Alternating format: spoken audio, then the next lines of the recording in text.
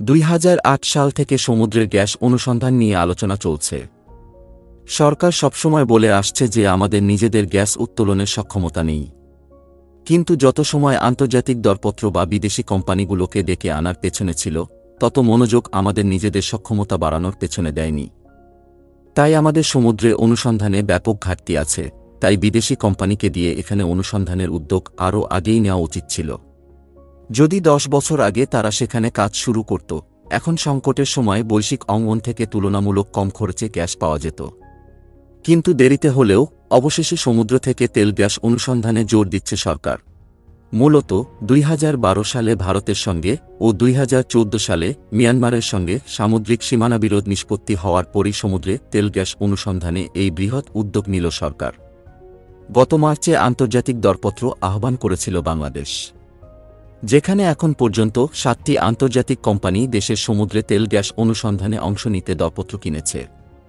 সম্প্রতি এই তথ্য জানিয়েছে বিদ্যুৎ, জ্বালানি ও খনিজ সম্পদ প্রতিমন্ত্রী নসরুল হামিদ। বুধবার রাজধানীর একটি হোটেলে এ সংক্রান্ত এক সেমিনার শেষে প্রতিমন্ত্রী সাংবাদিকদের এ কথা বলেন।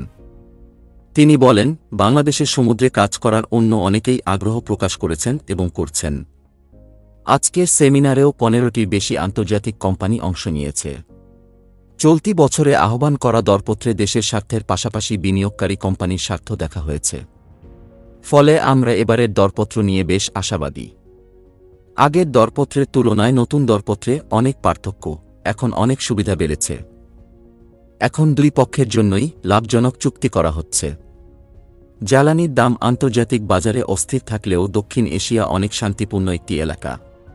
যারা দীর্ঘমেয়াদী বিনিয়োগের চিন্তা করেন তারা এগুলো বিবেচনা করবেন। আমাদের সমুদ্রের আশপাশেই গ্যাসের অনেক বড় বাজার আছে। তুলনামূলক এই এলাকায় বিনিয়োগ করা কম ঝুঁকিপূর্ণ। সার্বিক দিক বিবেচনায় আমাদের মনে হচ্ছে অনেকেই দরপত্র প্রক্রিয়ায় অংশ নেবেন। যেমন ইতোমধ্যে যুক্তরাষ্ট্র ভিত্তিক প্রতিষ্ঠান শেভরন বাংলাদেশে $4 বিলিয়ন বিনিয়োগ করেছে। অন্যদিকে এর আগে থেকে দুটি অগভীর সমুদ্রের ব্লক ভারতের তেল ও প্রাকৃতিক গ্যাস কর্পোরেশনকে অনুসন্ধানের জন্য দেওয়া আছে।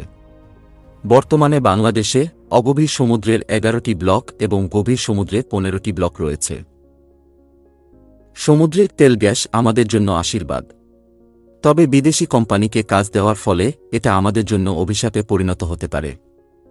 কারণ বিদেশি কোম্পানিগুলো তাদের খরচ তোলার জন্য, বেশি মুনাফা অর্জনের জন্য দেশের প্রয়োজনের তুলনায় বেশি করে গ্যাস উৎপাদন করবে।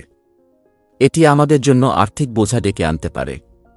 অন্যদিকে বিদেশি কোম্পানিকে কাজ দেওয়ার ফলে আমাদের দেশের তেল গ্যাস আমাদেরকেই বেশি দামে আন্তর্জাতিক কোম্পানির কাছ থেকে কিনতে হবে।